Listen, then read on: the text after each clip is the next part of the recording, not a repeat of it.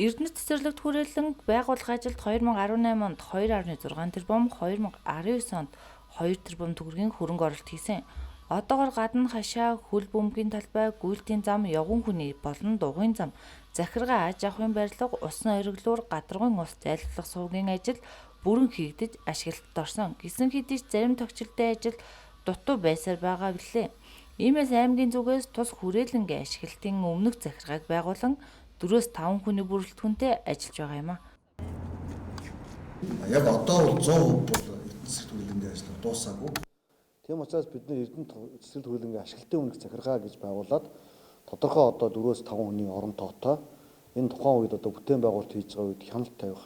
За цаашдаа эдгээрийг авч явах байдлаар ингээд ашиглалтын өмнөх захиргаа бол байгуулад явж байгаа. За яг өнөөдрийн байдлаар эрдэнэ цэцэрлэгт хүрээлэнд бол ямарваа нэгэн төлбөр хураамжийн асуудал огт яригдаагүй тийм шийдвэрч гараагүй байгаа.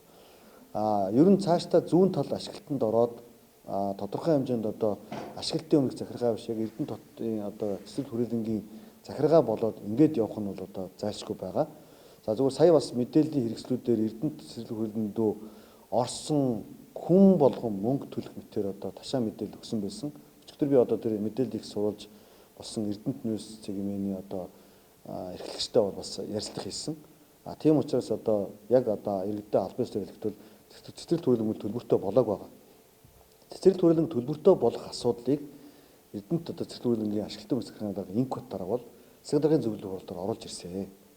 Ямар учиртай оруулж ирсэн бэхээр эдгээрээс одоо бас энэ бол төсвийн хөрөнгөөр хийгдсэн учраас ашиглалтын зардлууд, харуул хамгаалтын зардлууд, засвар үйлчлэгээний зардлууд, ажлын цалин хөлс хүрдэхгүй байгаа учраас тодорхой хэмжээнд одоо бас орлого олох зөв юм а гэж ингэж санд оруулж ирсэн. Засаг даргын зөвлөлийн хурлыг тухайн үед би удирдах ирсэн. Энэ бол судалгаа шинжилгээ дутуу байна. Үн үнэлгээ бол одоо өөр байна. Жишээлбэл одоо түрээс нэмчихээр нэг ширхэг маруужин ямар үнэтэй болох юм бэ гэдэг асуудлыг дахин судалж одоо бас олон талаас нь харж үзхийг зөвлөөд бол ингээд засаг даргын зөвлөлийн хурал бол хүлээж авах шийдвэрлэг гаргасан. Тэрийг харин одоо шийдвэрлэж байгаа мэтэр ингэж олон түмэнд мэдээлэл өгөөсөнд бол бас жоохон харамсалтай байгаа. Гэхдээ үнийн юм бол үннээр сайхан өнөөдөр цэцэрлэгт ямар ч төлбөр байхгүй Эрдэнэ дотын иргэд нийтийн эзэмшлийн зам талбайд нь өөрийн дугуйгаа унаад, өөрийн оройлогоо унаад, өөрсдөө одоо бие тамирын хувцсыг өмсөд гүүгээд ингээд тодорхой зүйл хийхэд ямарваа нэгэн төлбөр ерөөсөө авахгүй цаашдаа ч энэ төлбөр тогтоохдохгүй.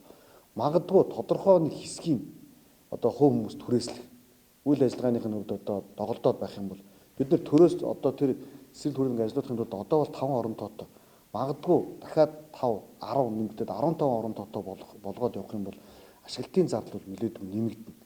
Тийм учраас одоо тодорхой цэгүүдэд тодорхой тоглоомуудыг иргэдэд эзэмшүүлж түрээс одоо орлого олох мэдээж цэцэрлэгт хүрээлэнд ороод үйлчлүүлж байгаа иргэд бол тоглоом дээр тоглох юм уу тодорхой зүйл хийх юм бол төлбөр төлөх нь ойлгомжтой. Бүх зүйл одоо үндгүй байр гэж байхгүй. Та бүгд мэдж Улаанбаатар хотын үндсэн цэцэрлэгүүд хүртэл одоо тоглоомнууд нь үнэтэй байдаг. Энийг үлдүүлнэ. Нийтийн эзэмшлийн зүйлдер бүгд үндгүй байх хэрэгтэй. Энэ дөр бол одоо бид хатуу байр суурьтай байгаа гэдгийг бас хэлье. Цэцэрлэгт хүрээлэн бүрэн хэмжээнд ашиглалтад орохоор ажилчдын тоог нэмэх, засвар үйлчилгээг сайжруулах зэрэг санхүүгийн ажлууд нэмэгдэх тул зарим нэг ашиглагдахгүй талбайг иргэдэд түрээслүүлэх журмаар орлого төвлөрүүлэх тал дээр судалгааг хийж байгаа гэдгийг албаны хүн онцлоо. Харин олонний ярьж байгаа шиг орж гарах болгондоо хураамж төлөхгүй юм. Иргэн өөрийн ундаг дугуй болон бусад дасгалын хэрэгсэл хүүхдийн тоглоомоо авч ирнэ дураараа тоглох, салхилах бүрэн боломжтой хэвээрээ байх бөгөөд цаашдаа ч энэ журам явагдана гэсэн юм а.